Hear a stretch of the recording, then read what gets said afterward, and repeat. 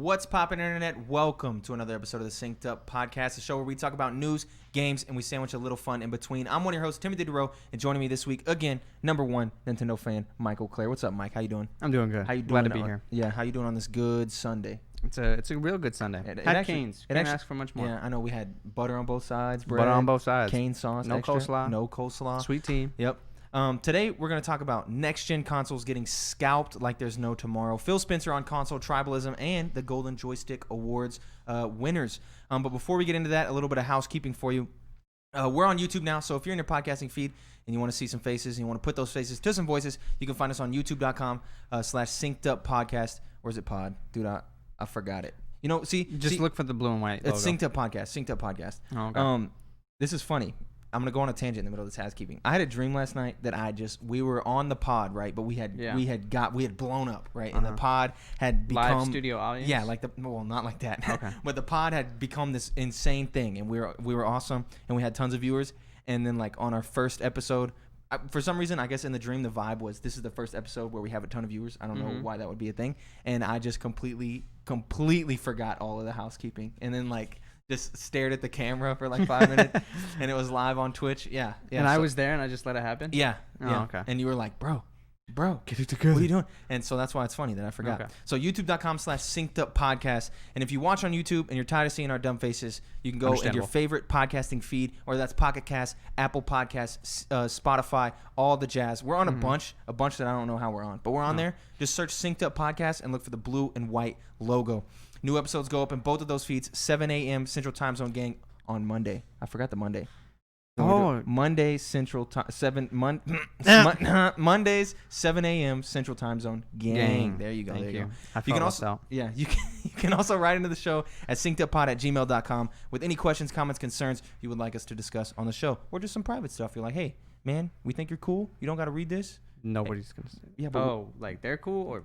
Well, no, they say that to us. Think we're cool. If you think we're cool. They would never. I mean, one would hope. You can also follow us on Twitter at synceduppod to keep up to date with all of our videos, content, everything that we put out. Chance Rainer still holding it down over there. God bless him. Also, if you're here from the promotion on the MinMax podcast, I think we just had our last promotion on their show. If you're here from that, thank you very much for stopping by, and I hope you stay. And if you're here from that 3 weeks ago and you're still here now, thank you very much for staying. We very much appreciate you. And love you very much. So let's just get right into the show. Right into it. Golden Joysticks, just one joystick awards, 2020. Here's the roundup here. We got quite a bit for you. But let's just get right into it. The best storytelling, The Last of Us 2. I think this is to be expected. Yeah, no big shocker. As much as anybody might disagree, or have different opinions on The Last of Us 2, it is inevitable that it's going to be at least winning the storytelling, stuff like that. So Golden Joysticks, they're fan, right? Like they're all fan I think vote? A majority of their stuff is just fan Can you vote. Can you fact check us on that one, Jordan? Because I'm pretty sure the Golden Joystick Awards. And another thing, some of the awards had later dates for the last time you could vote. Some of these I think ended earlier in October or November, and while some of them ended like 6 days before the award show. Yeah. So that's an interesting thing to keep in mind. If you're like, why didn't this game win? Yeah. Could be because it wasn't even on it. Like Among Us wasn't available for like multiplayer games, stuff like that. So that's why. There's some weird stuff. Best multiplayer game, speaking of, was Fall Guys. I think this is very much deserved. Yes. To be expected as well in the Twitch space. It really dominated Twitch for a good month and a half. I think it is deserved, but do you really think Fall Guys is a better multiplayer game than something like COD Warzone?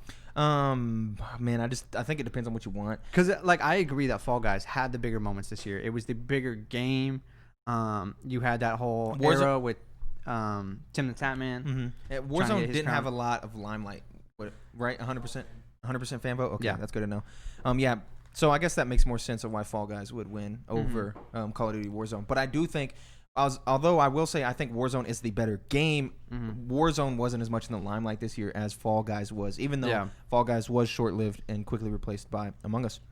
So best visual design, you have The Last of Us 2. I don't know exactly what the subtext, that and the subtext for visual design, like what exactly specifically, because I don't know if I agree with this. When I looked into this, visual design was mostly based on the cinema aspect of the game, which obviously that's another one Last of Us would take 100% through and through. Something like Hades doesn't really stand a chance in that category. No, because while it is a beautifully made game, it's not like you're watching cinema. Yeah, no, it's just a solid indie game, not quite a movie as Last of Us 2 is. Best audio, Last of Us 2 as well. I think this is also to be expected.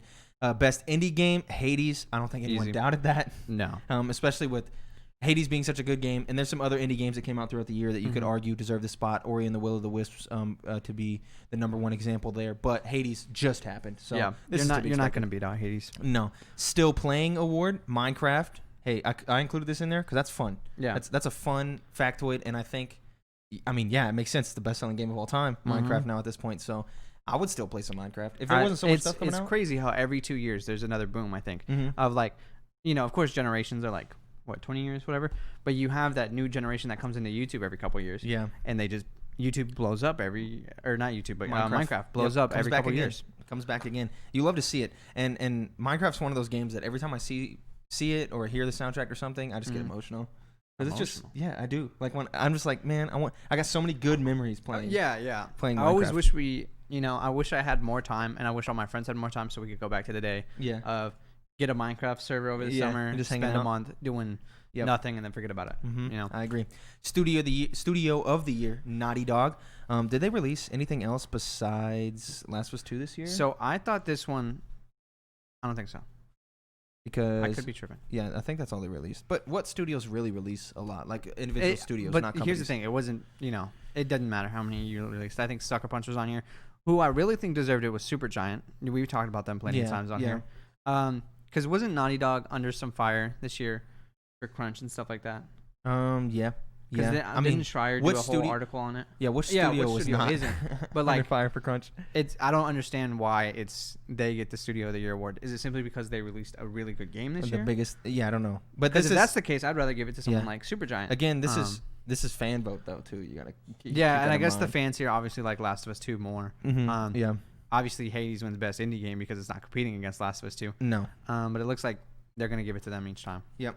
Makes sense. Esports Game of the Year, Call of Duty Warfare, Modern Warfare. You assume this is because of Warzone. Not a lot of competition here. Nope. You had Valorant, which had a huge fall off, I think. Extreme, plummeted. And then every other game, I think, had a normal or below average year. Yeah. Stuff like League, Overwatch are all kind of getting down lower, and COD just kind of took the limelight. We dominated. Not a big showing, but it was just the front runner. I agree.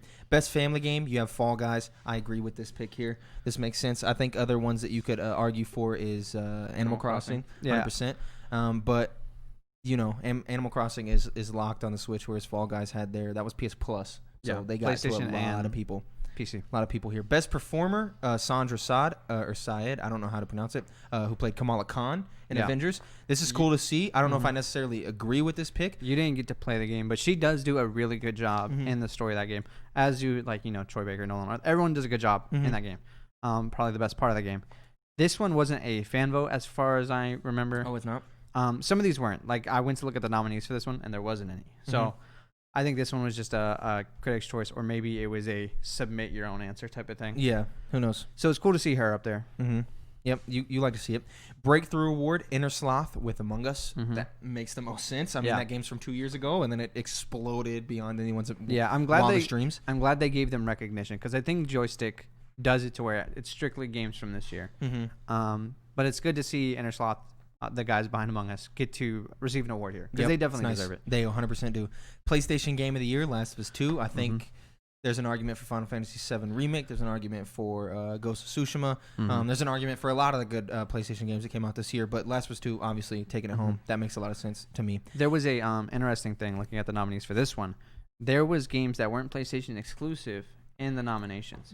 I remember specifically with the Xbox one, Tony Hawk was one of the nominees for Xbox Game of the Year, which I thought was interesting. That's weird. Maybe it was to fill slots because there wasn't a lot of them, but yeah, who knows? I don't know why they do that. Contrasting the dominating game that is Last of Us 2 on the PlayStation Game of the Year, you have Xbox Game of the Year, Ori and the Will of the Wisps. I think this goes to show the weak lineup that Xbox has when it comes to first-party games.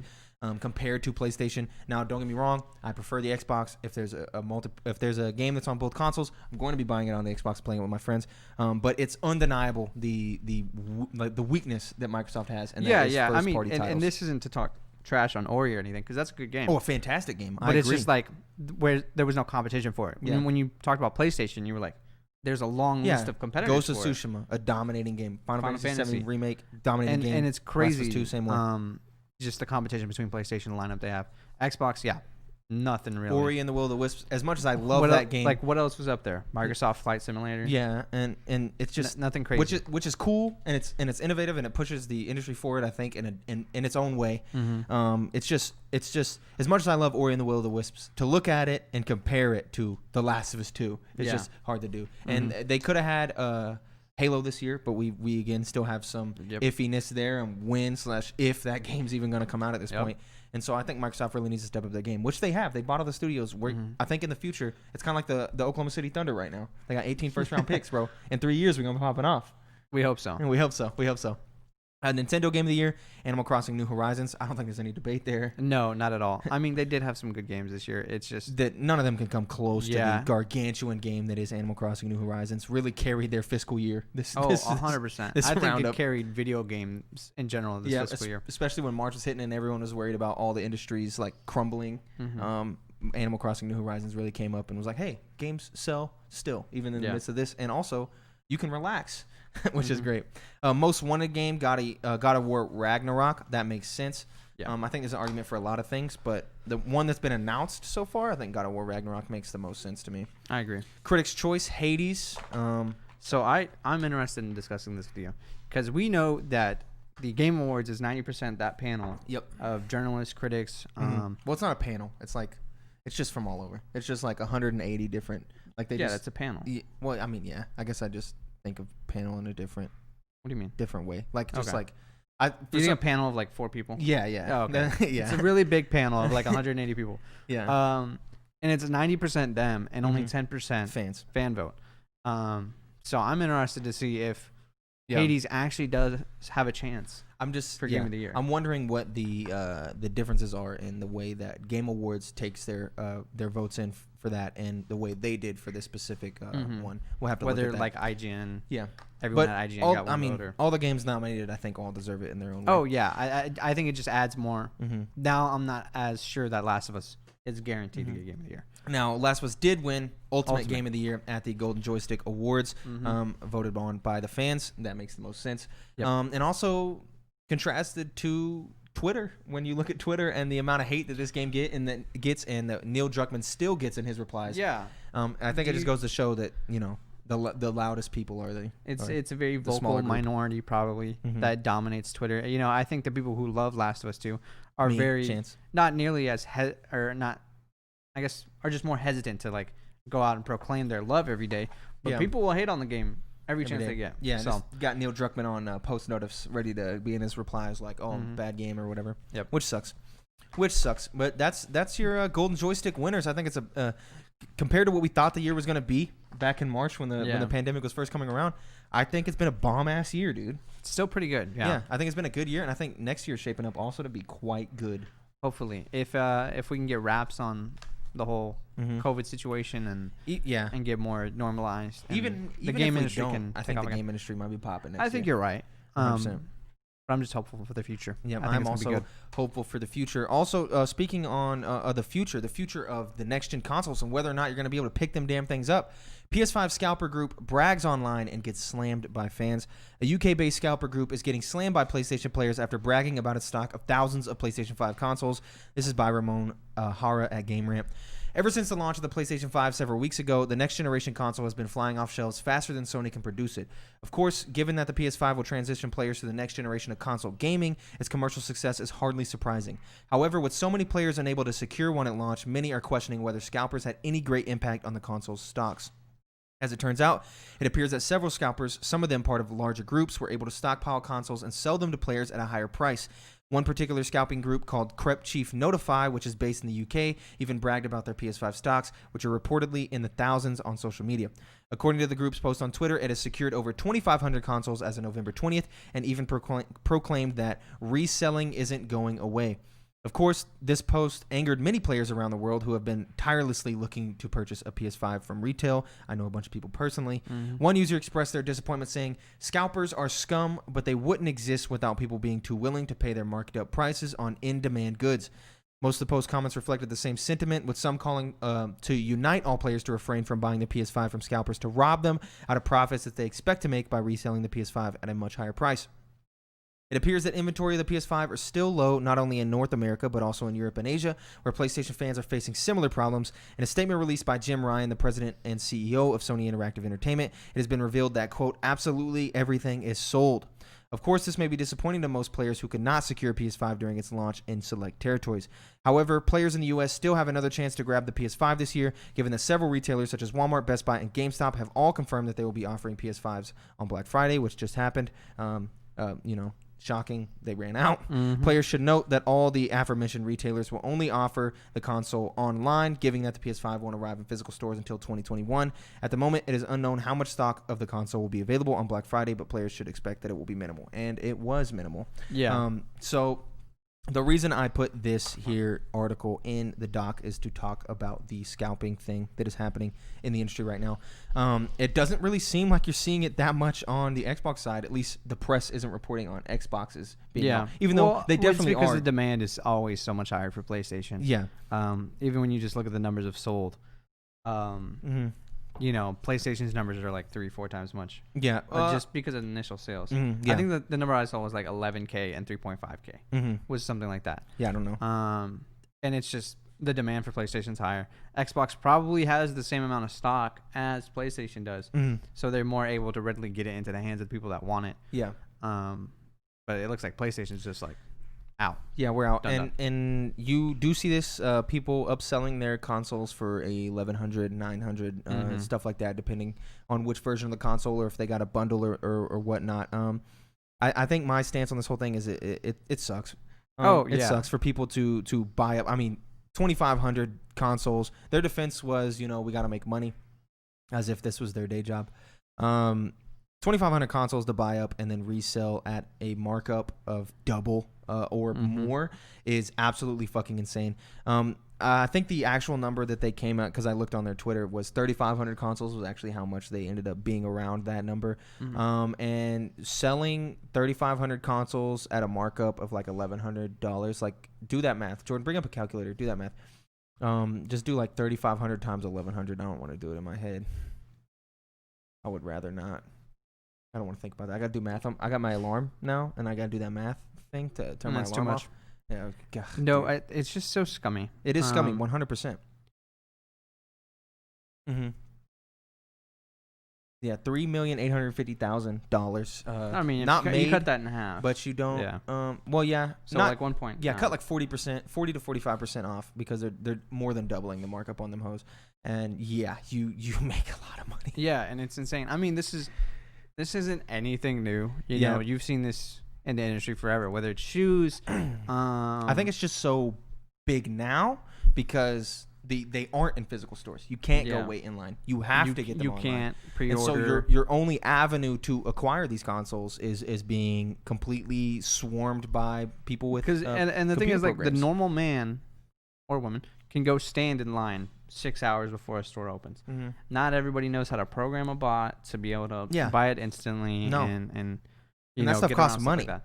Running a program on such a large scale to buy this many fucking consoles, that costs money. And people don't want to put that up because they just want a console. Like, you've seen it with my boy Chance, who bought 2 Xboxes just to make sure he got one, and then resold his at the exact price that he bought it for. And the exact amount it would cost him to ship it to my other friend Ben, who bought it from him. And Ben was like, "Oh my God, thank you so much," because everywhere they're marked up a ridiculous amount. And that's because, like, we I think I can speak for Chance, because I mean, I've talked to him about it. Like, we just don't believe in that. So, like, if we had comped multiple consoles, we would have just resold them. And had I not been working that day, I might have bought multiple just to secure them for people. So I could give them to people who want them, that just want to buy them at regular price for the holidays and stuff like that, because this shit is just ass. And it just hurts. I don't know about hurts, but it sucks generally for people who can't get them. People getting up to the holiday season who want to get these for gifts as their kids and stuff like that. And you're marking them at $1,100. No one's gonna be able to buy that, and that sucks. But moving on to the next story here, Xbox head Phil Spencer says console tribalism is, quote, one of the worst things about our indry, and I think I might agree with him. Microsoft's biggest competitor isn't Sony or Nintendo. This is by Megan Farrakhan. Megan F. at The Verge. Microsoft and Sony are often considered direct rivals in the game space, competing for players through new consoles and exclusive games. Brand loyalty and console wars for some players dictates whether they'll grab a PlayStation or Xbox. Extreme fans have even escalated their affinity for one over the other into harassment. But Microsoft's real threat isn't Sony, Nintendo, or any other company, says Microsoft's head of gaming Phil Spencer. We're in the entertainment business. The biggest competitor we have is apathy over the products and services and games that we build, he says. Speaking to The Verge, Spencer says he finds toxic brand loyalty to be distasteful and despises the idea that companies like Microsoft, quote, have to see others fail in order to achieve their goals. Quote, that tribalism in the industry, if there was anything that would ever drive me out of the industry, it's actually that, Spencer says. When a team releases something into the market for the world to tear it apart on the internet, it's just such a brave thing for a team to do. I'm never going to vote against any creative team or any product team to do poorly because I have a competitive product. It's not in me. I don't think it actually helps us in the long run in the industry. Instead, Spencer says it's more important to focus on how the industry is doing well as a whole. He points to advancements like crossplay, whereas players can jump into the same games with friends on any console, as ways the company has worked against these tropes of bitter competition. Quote, but there is a core that it just really hates the other consumer product, Spencer says. Man, that's just so off-putting to me. To me, it's one of the worst things about our industry. And I think anyone who's ever been on the damn internet would agree. I mean, yeah, Twitter is the place to see the worst and some of the best. YouTube but comments. Mostly the worst. It's just frustrating to see any time there's news about Microsoft or Sony on Twitter, and you go to the replies to maybe see delightful or positive conversation. It's always immediately, trash talking Xbox or PlayStation. Oh, this is why I would never buy an Xbox. Yeah, and you've seen it with the vape shit on the Xbox. You see it with just and PlayStation. It's a constant looking need like a router. To I don't know, be superior or flex something over another group. It's just it's stupid and childish, and I hate it. I hate it as well. It's okay to have preferences. 100%. Because I love Nintendo games. Yeah. I love the Switch. I love the 3DS. I enjoy what Nintendo does, and I say it all the time. I prefer the Xbox, but the PlayStation is also awesome. I'll never tout that nobody can do it better than Nintendo. I'll never tout that anybody can do it better than Xbox, because the industry does grow from each part of the industry. Sony, maybe not Stadia, Switch. Like you at least learn from each. Oh man, that's funny. Company. Yeah, 100%. I do agree on this front, and yeah, it just sucks to see this shit online. And Phil Spencer actually coming out and talking about it. That's cool to see. But generally, it just sucks for you want to go interact with some of your favorite creators or favorite industry people, and just to see in their replies, your game sucks, or I bought an Xbox, so your game sucks. Xbox is better, PlayStation is better, Xbox has no games, blah blah blah blah. There's preferences everywhere, and I talked to one of my dad's work friends. His name's Jackson. This week, where he was asking me, hey, what do you think is better, the PlayStation 5 or the Xbox? And I will continue to say, it just depends on what you want, what you want. And we have a question in here coming up in the reader mail where we'll actually go in depth on which you should buy, whether or not it's the Xbox or the PlayStation 5. But until then, Michael Clare. Yes, sir. This next section of the podcast, This Week in Gaming. This is the part of the podcast where we go over the historical releases, and you guessed it, this week in gaming. Yes, sir. Start off strong.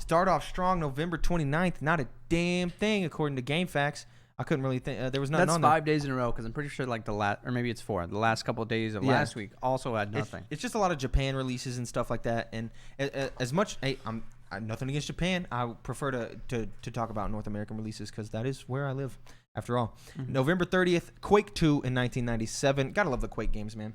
I don't know. Do you? Yeah, actually, they're fun. They're great. They're back in the day, used to go into the web browser, because you could play in browser based. Play these hoes with Noah. Man, they were so nice. Just running around. Just that classic OG first person shooter gameplay. Yeah, love it. Epic Mickey in 2010. Was this a game you played?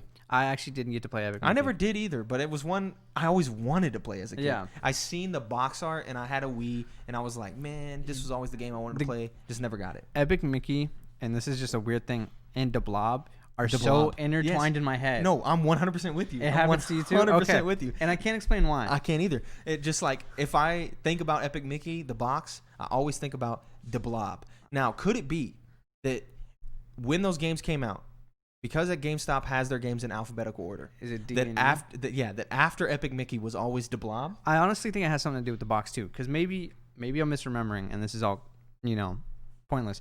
But I think the Epic Mickey box was just very simplistic. It had the logo, and I think there was like a little Mickey or something. Hey, Jordan, and the Blob maybe had the same thing, where it was just the Blob logo. Bring up Google Images. The Blob. Yeah. Bring up Google Images. Show me the Epic Mickey on Wii box art, and then show me the Blob. It's so intriguing that you also have this. No, I'm with you. Thing. I'm 100%. Because I have no idea why. Like where it came from the mic, but I shouldn't have done that. Yeah. I don't know why it's so intertwined in my head. All right, bring them up. Let me see them. Switch me over. Any of them, either one. What do we got? Epic Mickey. Yeah, that first one. That first one is the one. That's the one I remember. Boom. Okay, yeah, pretty simplistic. The whole thing isn't colored. Yep. For audio listeners, it's just the logo Epic Mickey. Yep. You have Mickey and like one line of like paint. Yeah. Of paint of on like it. blue. Right now, bring up the Blob. Yeah. Yeah. Like the classic Marvel status. The Blob. All right, I'm looking at the Blob now. The Blob on Wii. The Blob on Wii. No. I thought it was pretty simplistic. No, but I guess actually not. The Blob 2, kind of a little more simpler. Maybe. The white there on top. I don't know why they're so intertwined in my head. Huh. It might be what you were saying. You go into a GameStop, you're a young kid. Yeah, E to D. And you just see Epic Mickey right next to the Blob. The Blob. That honestly could be it. Yeah. No, I don't know. It's weird that we have that, though. The same day, Super Meat Boy drops in 2010. What a banger! What a game that really started the indie wave. Not started, but was part of that initial. Part of that initial the pilgrims of the indie gaming market. Not stuck on Flash game websites. Or Newgrounds, which is nice. December 1st, I included this game in here because I had never fucking heard of it. Prince of Persia: Two Thrones in 2005. I have never heard of this game in my entire life. And I looked it up, never seen it or nothing. I remember Prince of Persia: Sands of Time, and Prince of Persia: Warrior Within. This Two Thrones game, I have no idea. Maybe you're missing out. Came out in 2005. Maybe I am missing out. Let me know in the comments. Just Cause 3 in 2015. These games, not for me. Really? Yeah, it was just blow shit up simulator. Sometimes that's fun. But it just never was for me. I think I played this one a little bit. Maybe it was Just Cause 2. I can't remember which one I played. Just Cause 2 was probably it, because that's the one I have the most memories of, like Austin constantly being like, hey, playing Just Cause 2. And I think I did it strictly for like achievement stuff, because it was just like, blow up this much stuff, go here and do this, and it was like very simple stuff. Yeah. And it killed time. Yep. It wasn't great. December 2nd, you have the original Pikmin in 2001. I never played it, but I included it because you just played the third one, which you liked. Yeah. Then you have The Crew in 2014. The reason I included this is because, man, do you remember The Crew? Do you remember when The Crew came out? The Crew. It was the game that had the entire United States. The racing game that had the entire United States. Yeah. And the whole thing I always remember about that was the fact that it was supposed to be a PlayStation 4. Was it like The Crew 2 maybe? What was that? Was that The Crew? Actually, now that I'm thinking about it, I don't know. The game that was supposed to be a PS Plus game, and it never came to PS Plus. I'm pretty sure it was The Crew. The Crew. Yeah. Oh no, 100% it was The Crew. Was supposed to come to PS Plus. Like when it launched, it was like, oh, The Crew is gonna come to PS Plus, and then it didn't come to PS Plus until like a year ago. Huh. When it was originally like supposed to come on PS Plus, like right after it came out, which didn't make any sense. But I did play The Crew. Yeah. And it was not that great. It's just racing games in general. Yeah, I got a sequel. Whoa. Forza Horizon 4 hit, though. Listen. You have to have either banging quality and graphics or a good soundtrack. Forza Horizon 4 has all those. Exactly. It's a good game. And it's very fun. That's what I'm saying. December 3rd, banger of a game right here, Super Smash Bros. Melee. Free Melee, man. Save Melee. Free Melee. Too bad it's getting murdered. Yep. And Nintendo doesn't look to be stopping. Nope. They've been banning like skin mods. Like somebody made a mod for the game where Terry, you can just have a skin of Goku on Terry. And on Ultimate? Yeah. And they shut that down. We modded Smash 4 all the time. It does make sense. Like we modded Smash 4 on the Wii U constantly. Because it's I don't know. It doesn't hurt your game sales. Nintendo's so, if anything, it helps it. Yeah, 100%. That breathes new life into your game. Yeah, dude, mods. I think mods is one of the sole reasons Minecraft is the best-selling game. Skyrim, today.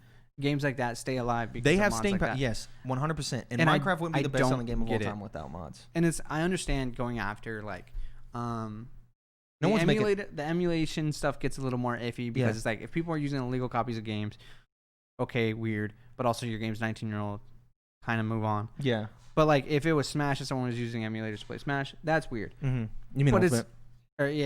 Ultimate.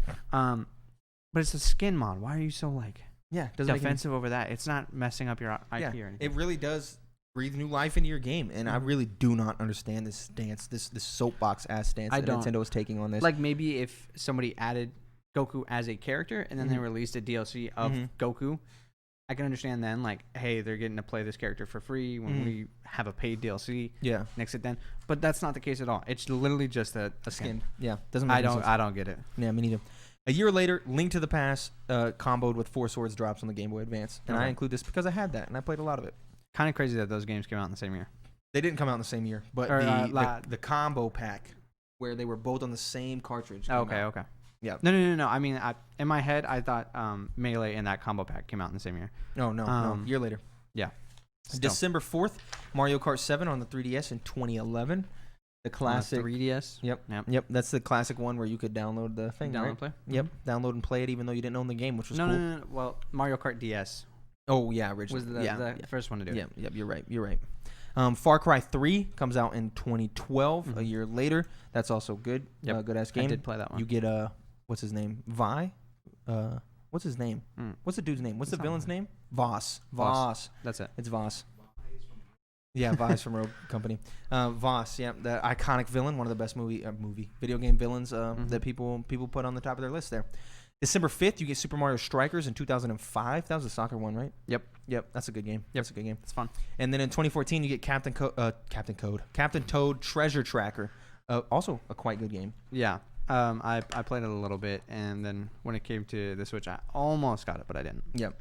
Noah has it, though, which is nice.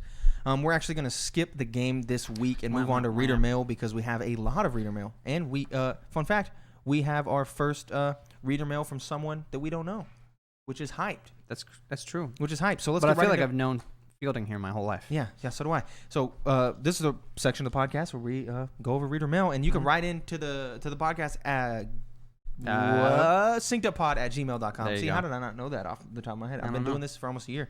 synceduppod@gmail.com with any questions, comments, concerns, anything, games, trivia, love letters. If you just want to kiss our ass, you could do that too. And frankly, honestly, if you just want to shout out, like we might even do that because we don't even get a lot of write-ins. But Fielding Dahmer writes in. He says, "Hey guys, just found the show, so I have a backlog of stuff to listen to, and I'm stoked for that.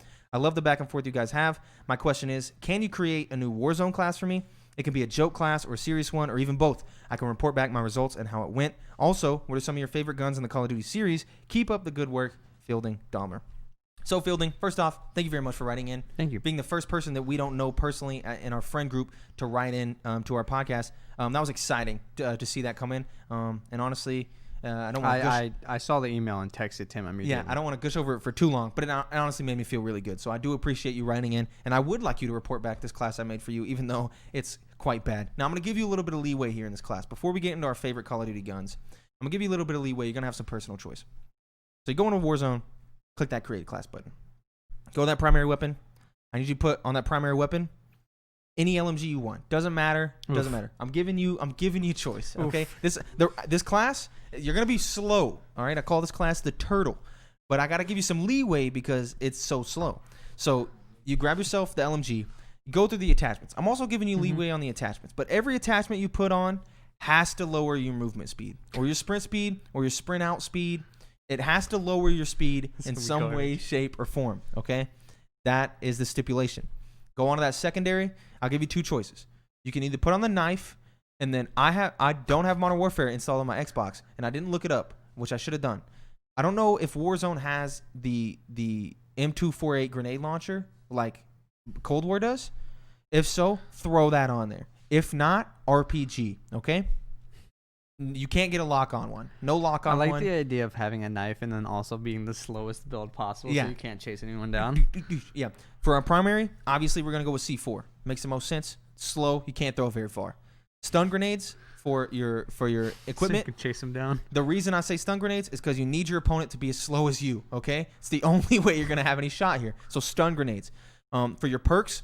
Scavenger, you need to be carrying as much ammo as possible, obviously. Cold-blooded, you're so damn slow, we don't want to be able to see you as well. And I don't remember, I don't know the exact, perks from Warzone, but I do not think Ghost is on the same section as Cold-blooded, so put that on. But I think Ghost might be on the same section as Scavenger, which is rough. But if it isn't, Flak Jacket or what's the one? What's the tactical mask? Okay, because you're slow as shit, so you can't be dying from explosives because you can't run away from them, and you can't be getting impaired by stuns and flashes because you're slow.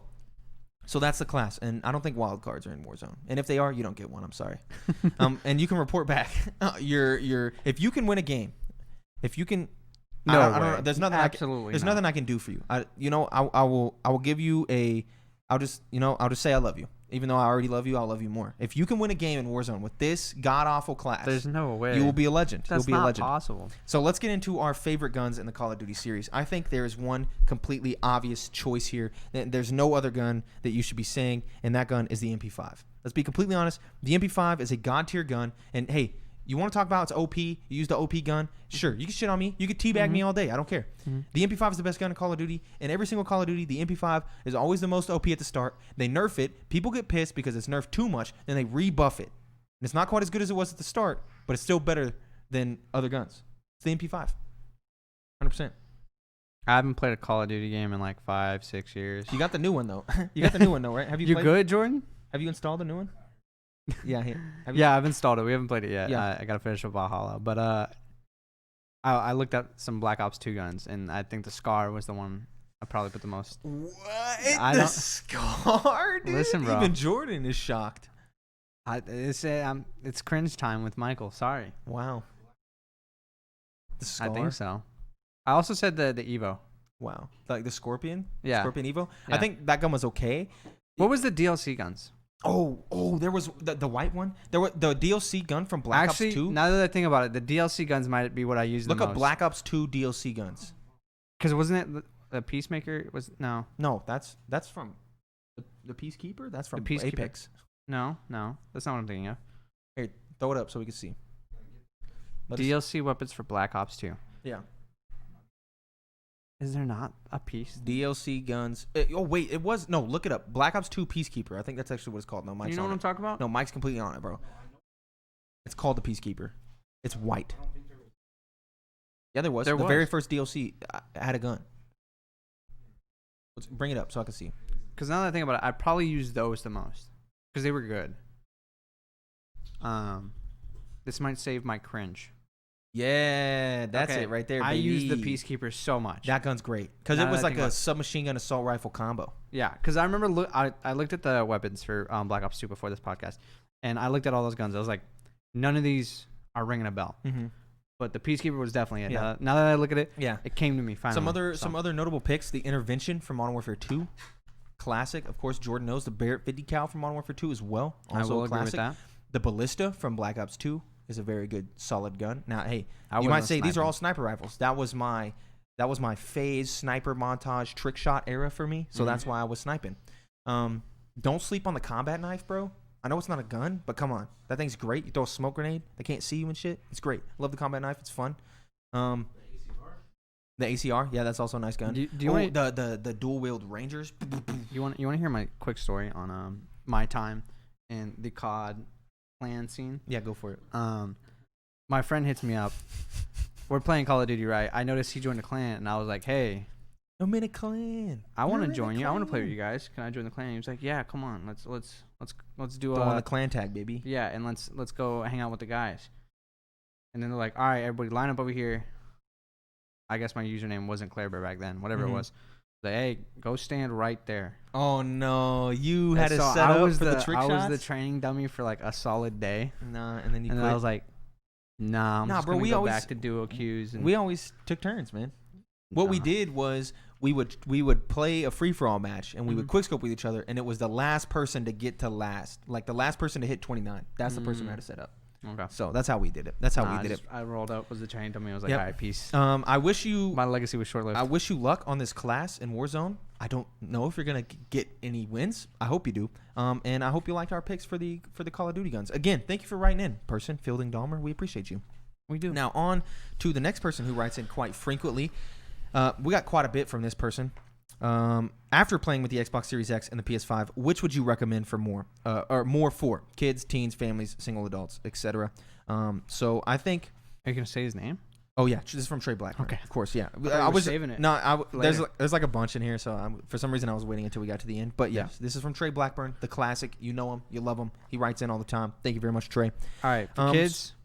Yeah. Start with it. For kids, bro, I don't know. Switch. What are you doing? No, but okay, we're talking about the Xbox Series X versus the PS5. For kids, that's hard to say because it's kids. So that's hard to say there. Teens, it's also kind of hard to say. Families.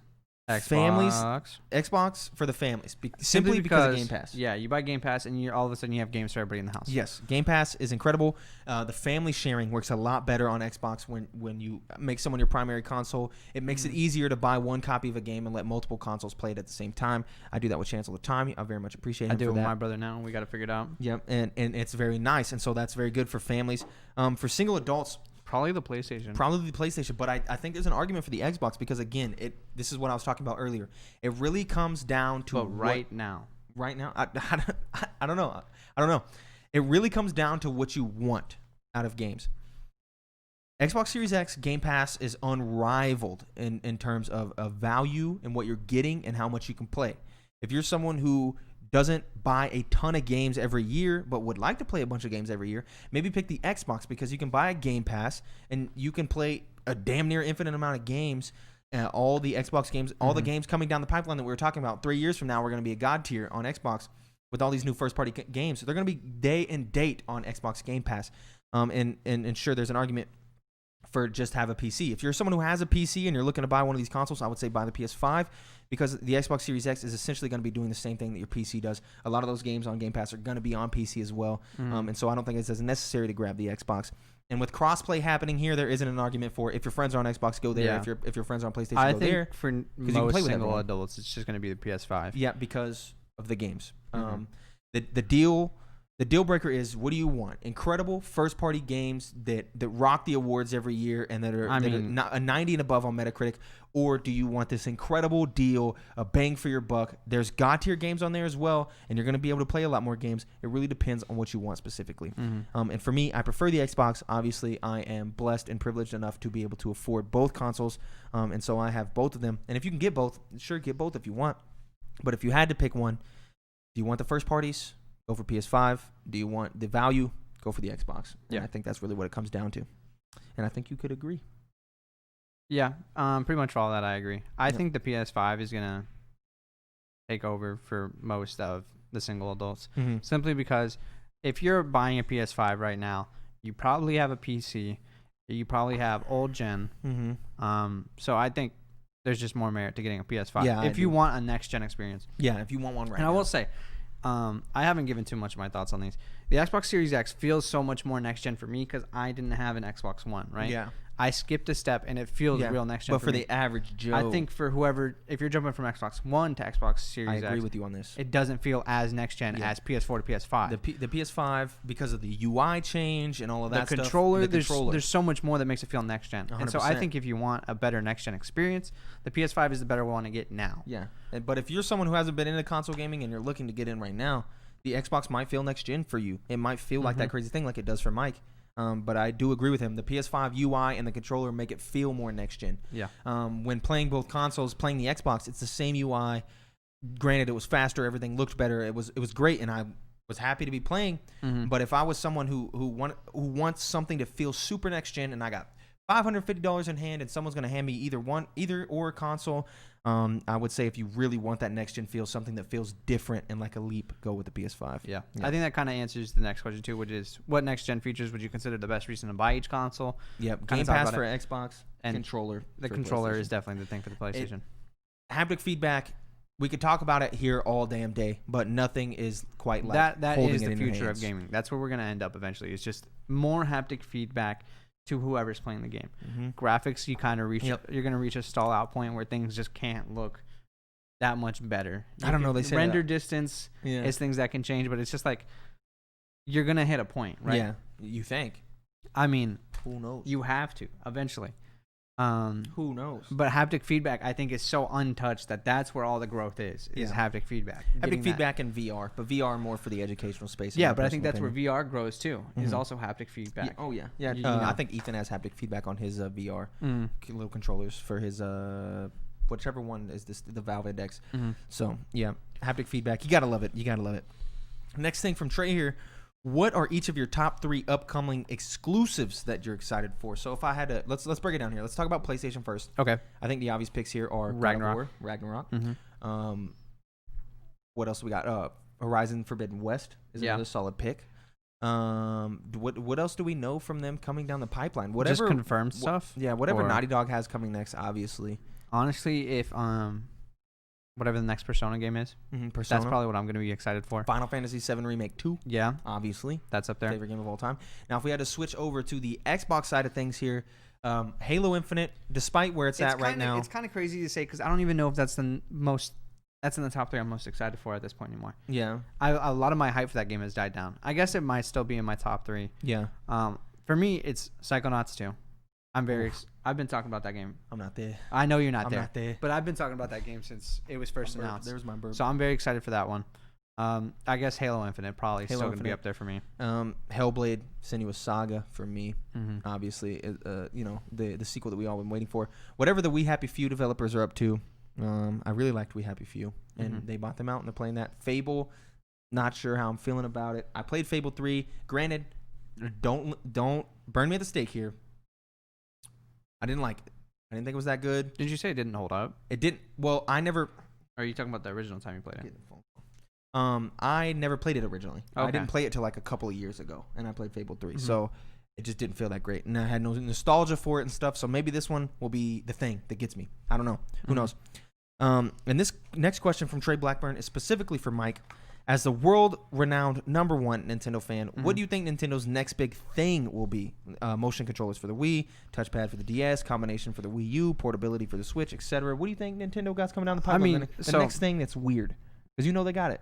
Yeah, we've talked about it for a while that the Switch was the combination of the two big parts of Nintendo being the console gaming and the handheld gaming, and so that was such a big thing. That I think that's just where we're going to stay for the next console, the Switch Pro, obviously. Obviously. It's just going to be the capability undocked, I think, is going to be picked up a lot more. I don't think they're going to make the HD Rumble any different. I don't think the touchscreen is going to be that much different. I think it's just going to be the capability of the console undocked is where they grow the most. Yep. In terms of, I think, I'm going to butt into this question specifically for you. In terms of their like specific thing, that's like the new gimmick. The new gimmick, couldn't fucking tell you. I mean, the motion controls wasn't that obvious. It was still weird. What else? What else do we got here? I mean, the touchpad. The touchpad for the DS and was weird. The Wii U combination thing was weird, and the switching back and forth was completely unexpected. Nintendo always comes out of left field, so I don't think there's any possible way we could sit here. I don't think I could even guess because the thing is, like, when you got the DS, it's easy to predict like the DSi and the 3DS and stuff like that. Like that's just upgrades to that. Yeah, and just that's like what the we're Switch gonna get Pro. with the Switch Pro. I have no idea what's after the Switch. Yeah, man. the gimmick. Who knows? Do you ever see a return to form of like separating the two, the console and the handheld? I don't know. Because I think that's interesting. Nintendo's always been the weirdest in the industry, and I think it's Nintendo was making bank off of having them separate, but I think they're also making bank off the Switch right now. Yeah, the Switch has been the best-selling console, I think, for like 14, 15 months. I'm interested to see how that works with them. If they're making more money now having the one console compared to having the two, the handheld and the console, because a lot of people had both. Yeah. So I wonder if they're making more money doing that. Yeah. So I don't know. I think that would be an interesting. That's my shot in the dark as a return to, the split. Yeah. Who knows? The last final email that we have today Timmy D and King Michael, after a week with the new DualSense controller, do you feel that the controller is a gimmick that will only be used by Sony first-party games, or is it the revolutionary piece of tech that is going to be standard for the future?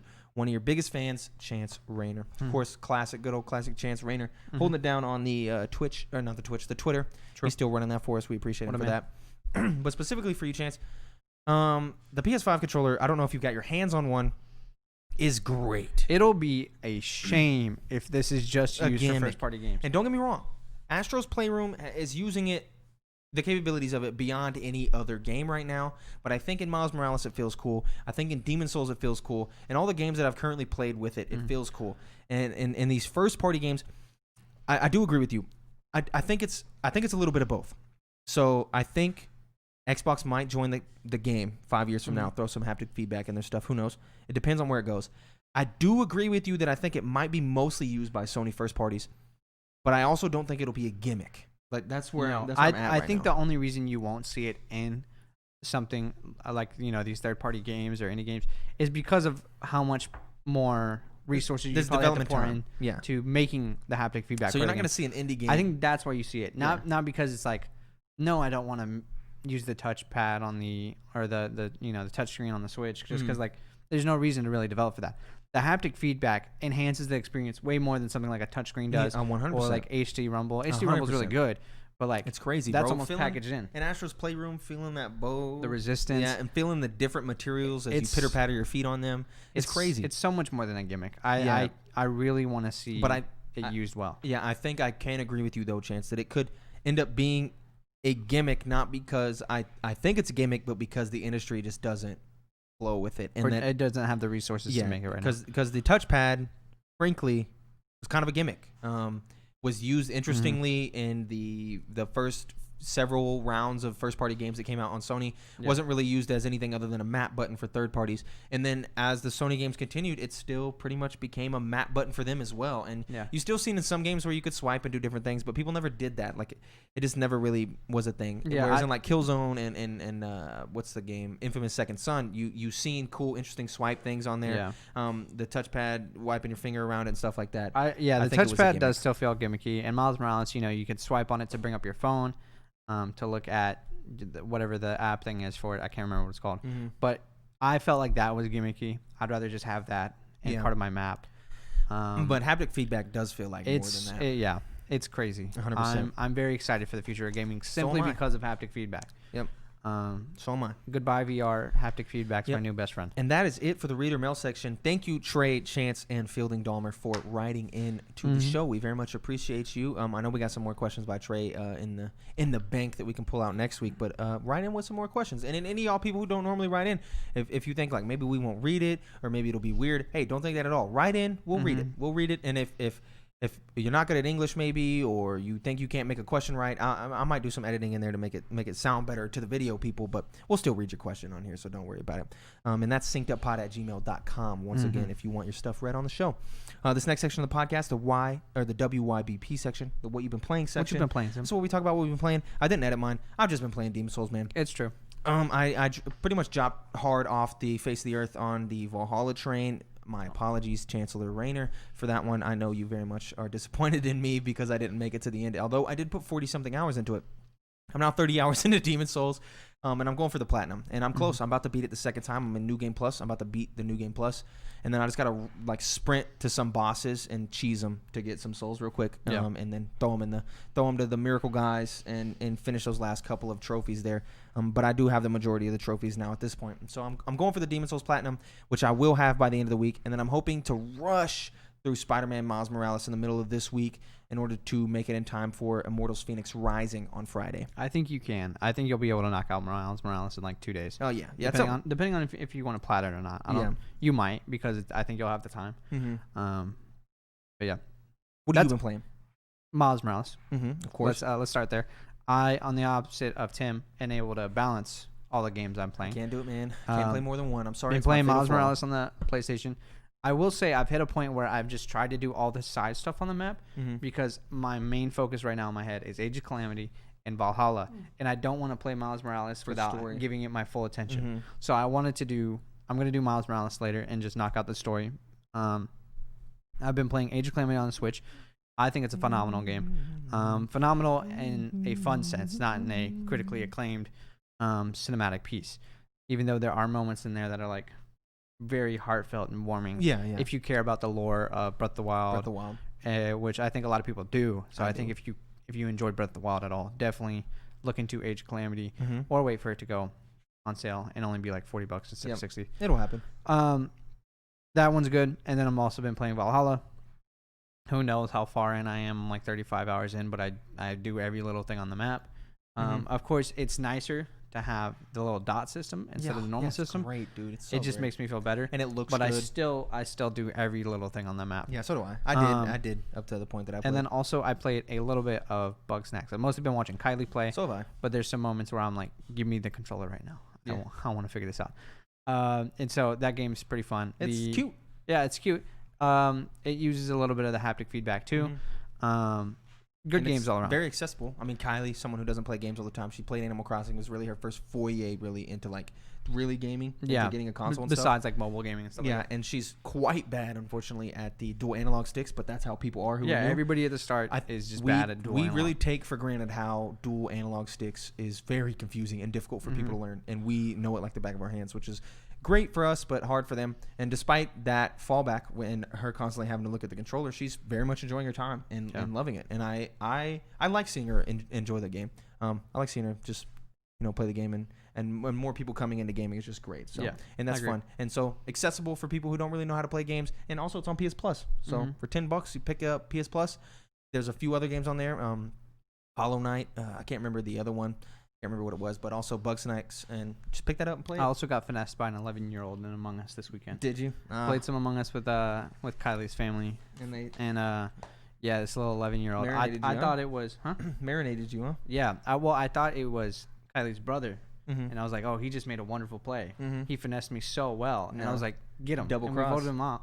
Game didn't end, and I was like, oh, I've been finessed by an 11-year-old. Dang. And so that was fun. Among Us starting to see its decline, I think. Yep. I think it'll probably shoot back up if they can release a new map or something real quick. Comes out. Before the time really runs out. Some other things. Speaking of Among Us, AOC did another stream, raised like $200,000. Played with Alana Pierce. She did. Shout out. So that was cool. Yeah, Among Us definitely on decline, but still banger of a game. Banger of a game. Just as fun to play with. People I've never played video games with before. So good week of games. It's a good time to be playing video games. And get excited for we got 11 days till the Game Awards. So get excited for that. We got that to look forward to. But until then, that is the show for the week. Let us know what you think about the Golden Joystick Awards, about console tribalism, all the stuff. Write into the show. Do all that jazz. If you're on Apple Podcasts, I would ask you specifically to review and rate the show. The 5 stars, type out a review. You could type whatever you want in there. It doesn't matter to me. That very much helps us a lot. Subscribe to your feeds and stuff. And if you would, jump over to YouTube and just hit that subscribe button. You don't got to watch us on there. Just jump over there, hit that. No, watch us twice a week. I mean, you can if you want.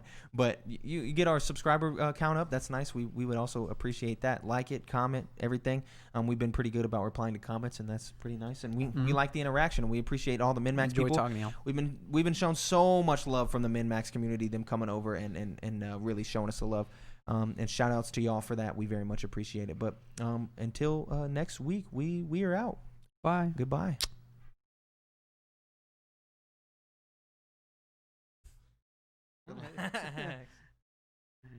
Sade. Sade. Yeah. Ooh.